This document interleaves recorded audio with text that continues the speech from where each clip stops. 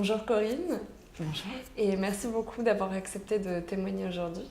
Je suis effectivement ravie de pouvoir le faire sur ces sujets-là. Alors justement, on va démarrer dans le vif du sujet. Hein. Est-ce que vous pourriez nous dire quand et comment vous avez découvert la méditation de pleine conscience? Oui, alors, il y a un peu plus d'une dizaine d'années, j'ai commencé à approcher la méditation. Moi, j'ai un esprit très cartésien et très rationnel avec une formation plutôt scientifique. Donc, on m'avait recommandé une lecture. Et voilà, le livre m'est presque tombé des mains à la 10e ou à la 15e page, tellement en fait tout ça me paraissait, on va dire, loin, ésotérique, etc. Et puis, comme je suis quand même d'un naturel curieux, il y avait donc une pratique, donc une pratique méditative avec de la concentration effectivement sur la respiration.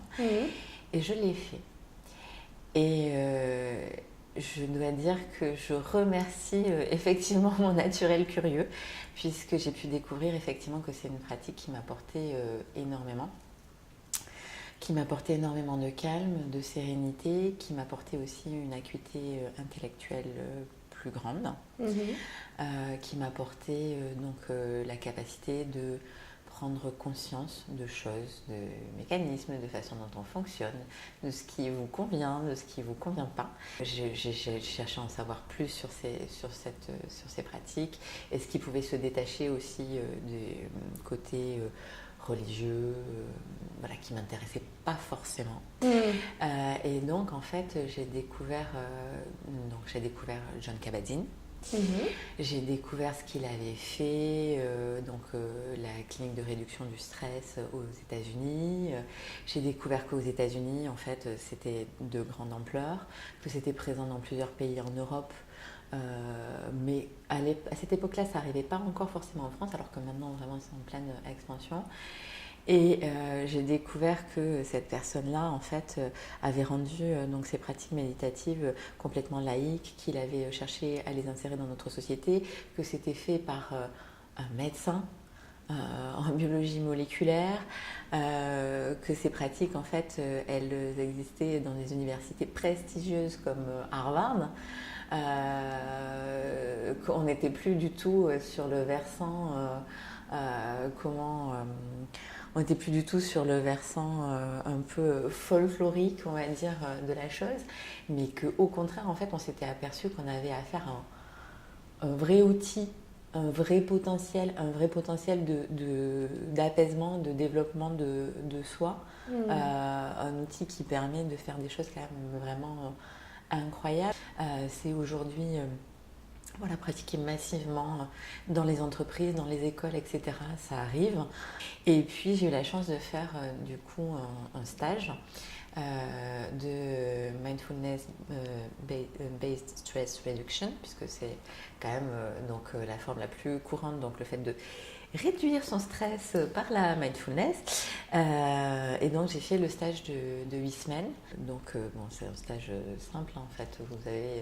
C'est comme si vous vous disiez que pendant 8 semaines en fait vous allez avoir une pratique sportive à votre salle de sport. Là pendant 8 semaines vous allez avoir une pratique de méditation, de réflexion sur vous, et c'est très simple. C'est vraiment très simple. Ça requiert pas de prédisposition particulière, juste effectivement d'être ouvert d'esprit et d'avoir envie de progresser, d'être bien. Voilà. Et c'était vraiment c'était une super découverte. C'était une très belle découverte. Alors combien il y a eu de temps entre cette lecture qui vous a amené à une pratique, j'imagine, chez vous, avec la respiration, et puis le moment où vous sautez le pas pour aller faire ce stage, ces 8 semaines de MBSR? Ça m'a pris 5 années. Et le moment où ça s'est focusé encore un tout petit peu plus et où j'ai décidé de passer le cap et de faire le stage de MBSR, en fait, c'était bien entendu quand je me suis retrouvée face à un challenge professionnel de taille.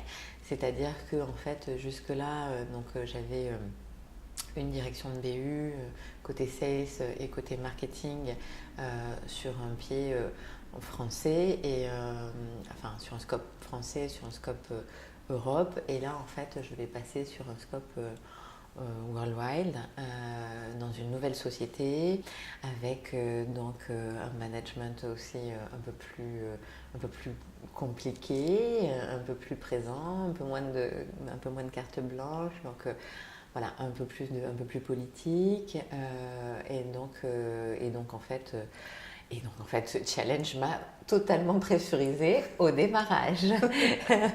Et donc je me suis dit ok, donc là il faut que je crée suffisamment d'espace pour pouvoir recommencer à respirer. Et là, je me suis dit, ok, donc là maintenant, je vais faire ce stage de mindfulness parce que vraiment, j'en ai besoin. J'ai besoin de réduire mon stress. J'ai besoin de recommencer à respirer.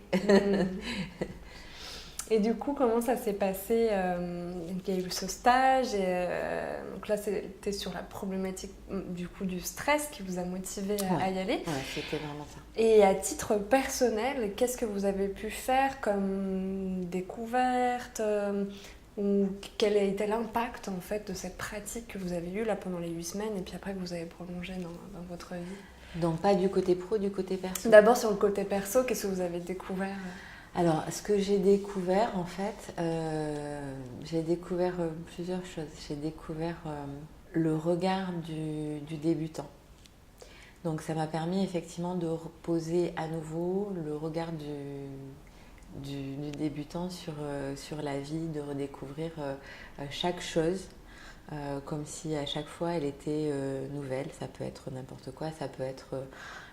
je sais pas, vous mangez un fruit, vous mangez une pêche par exemple, en fait, vous êtes vraiment dans ce moment où vous savourez cet instant, vous sentez le goût, l'odeur, la saveur, vous êtes présent, vous êtes ancré, vous savez exactement ce que vous êtes en train de faire à ce moment-là.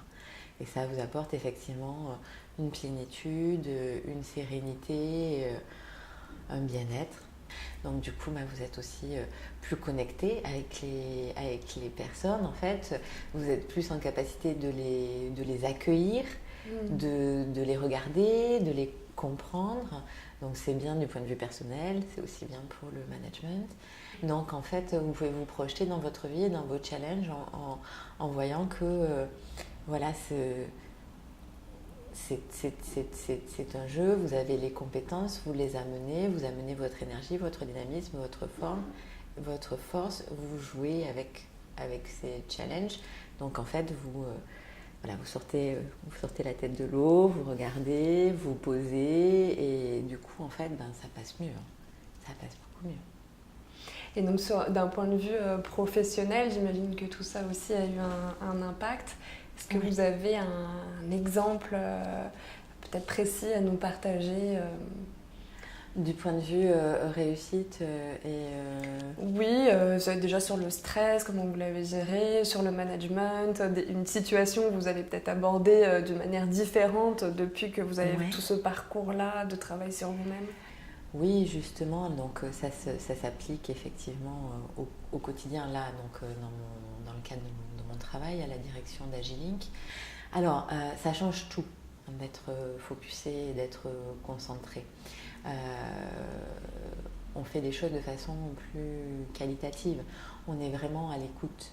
On entend effectivement ce que l'entreprise a à nous dire, ce que le client a à nous dire. Voilà, on entend le premier niveau, donc le cahier des charges qui est donné. On entend aussi un peu les attentes autour, donc on est attentif, on capte effectivement mieux, on capte cette demande. Ça permet de lever des freins, de lever des choses qui peuvent être des frictions. Ça permet d'avoir en fait tout un process de recrutement et puis d'échange avec l'autre beaucoup plus fluide. Beaucoup plus fluide.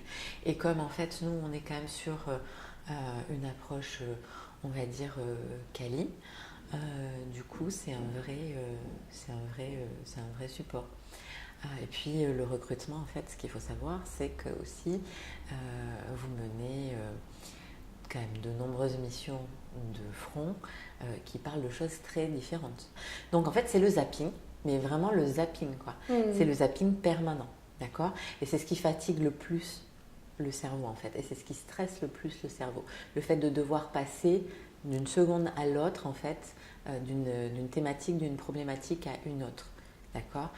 Et ça, réussir à garder son focus, sa concentration, en fait, et sa sérénité quand on passe effectivement d'un sujet à un autre, ben, ça permet d'être plus pertinent. Et donc vous l'avez vraiment ressenti dans votre quotidien?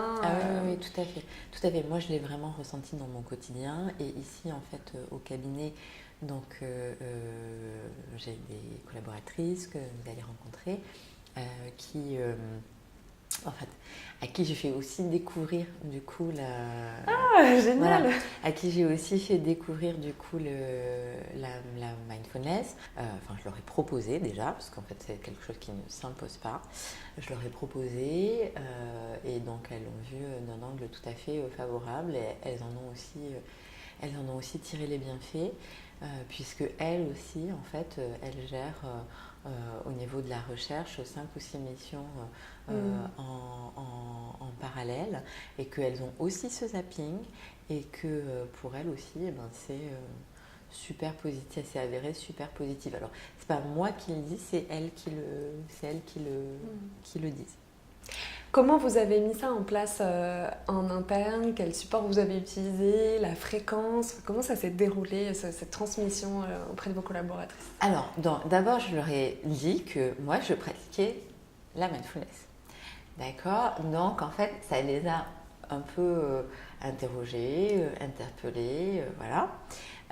Et donc, je leur ai dit, bon, enfin, voilà, si vous voulez, on peut faire le premier exercice de mindfulness, parce que c'est progressif, la mindfulness, en fait. Il faut des petits supports, des petits outils. C'est ce que, justement, permet la méditation de pleine conscience, d'avoir ces petits outils, cette attention à la respiration, cette attention au bruit, cette attention à ses ressentis, cette attention à ses idées. Voilà, et puis après on peut lâcher. Donc d'abord il faut commencer quand même sur une base un peu plus solide. Donc, et voilà, ensuite on l'a reconduit à quelques occasions.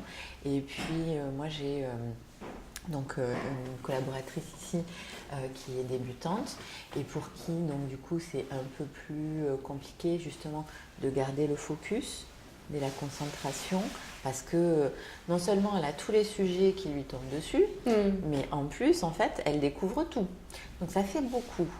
Et en fait pour pouvoir le gérer, moi je lui ai donné des supports en fait. Les petits supports que j'avais eus, donc le body scan et puis aussi les premiers petits supports de méditation en fait, avec la concentration sur la respiration très simple. Et en fait ça lui fait, ça lui réussit bien, elle est assez satisfaite pour le job et pour elle-même aussi en fait. Ah oui, voilà. C'est fantastique d'avoir un retour comme ça. Oui. Elle s'est saisie des deux sujets, quoi, du travail et puis de s'accompagner dans ce travail-là. Tout à fait. Je trouve que c'est quand même un outil, c'est un outil simple qui ne demande pas de prérequis particuliers. Ni en termes personnels, ni du point de vue matériel.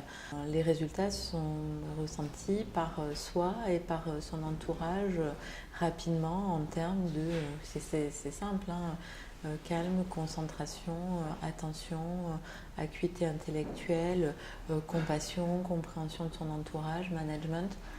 J'ai envie de dire, voilà, ce n'est que mon avis, mais pourquoi s'en priver en fait? Alors, quelle qualité vous diriez que vous avez développée grâce à la méditation ou avec la méditation? Alors, l'écoute, ça c'est évident. L'écoute, ça c'est évident. L'écoute, l'attention à l'autre, au ressenti. Et puis... ça c'est le côté soft et côté performance. Donc c'est vraiment voilà, plus d'acuité, plus de focus, plus de rapidité à s'organiser, à se structurer, à structurer sa journée, à organiser ses tâches, à les projeter et à projeter en fait, par exemple, les différentes étapes d'un projet, les voir et les réaliser plus facilement en fait, en les voyant, en les projetant. On arrive bientôt à la fin. Oui. Pourquoi vous avez souhaité témoigner aujourd'hui de cette pratique ? Ben justement, en fait, j'ai souhaité témoigner aujourd'hui de cette pratique pour que le plus de gens possible puissent s'en saisir. Donc le message, c'est vous pouvez choisir d'essayer la mindfulness, vous pouvez choisir de ne pas essayer la mindfulness, votre choix est libre. En tout cas, voilà, sachez que si vous vous en saisissez, ça pourrait effectivement vous apporter tous ces bienfaits, toute cette détente. Ça pourrait faciliter votre vie dans votre organisation, ou ça pourrait vous faciliter votre vie d'un point de vue personnel. En fait, voilà, le message, c'est juste faire connaître. Faire connaître parce que c'est important, faire connaître parce que voilà, c'est un outil comme ça simple, qui fait pas de bruit, mais qui apporte qui est très très très positif. J'étais assez ravie de notre premier échange et vraiment je soutiens We Are Mindful People parce que je pense que c'est un bon mindset, c'est un bon état d'esprit et que j'apprécie les initiatives positives et je pense que celle-là en est vraiment une.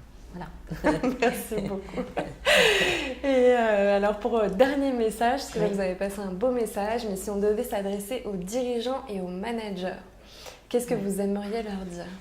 Alors, aux dirigeants et aux managers, qu'est-ce que j'aimerais leur dire ? Il se peut que vous ayez, comme moi, quand j'ai découvert ces outils, quelques a priori. Si vous avez une certaine formation et que vous avez un esprit, on va dire, assez rationnel, assez concret, vous pourriez vous demander effectivement qu'est-ce que la mindfulness finalement viendrait faire dans votre entreprise. Elle a beaucoup à y faire parce que déjà en fait je pense que les managers savent tous que plus les échanges vont être fluides au sein de leurs équipes, mieux les projets vont se passer et mieux les gens vont se comprendre, et bien meilleure sera leur réussite, leur efficacité, leur succès, leur performance. Donc pourquoi se priver de ça ? Pourquoi se priver de collaborateurs heureux, détendus et efficaces ? Voilà, ce serait un peu dommage. Il faut être ouvert, regarder les opportunités, les outils qui passent et dont on peut se saisir effectivement pour faire en sorte que ces équipes fonctionnent mieux ensemble et pour soi-même aussi. C'est un outil parce que la posture de manager n'est pas une posture facile ou évidente tous les jours. Donc ça peut aussi vraiment les aider, les renforcer, leur offrir en fait un point de focus, leur offrir des ressources dont ils ont besoin en règle générale pour faire face au challenge qu'est le management finalement. Voilà. Merci beaucoup pour ce très beau témoignage. Je vous en prie. Et puis à très bientôt. À très bientôt, Sarah.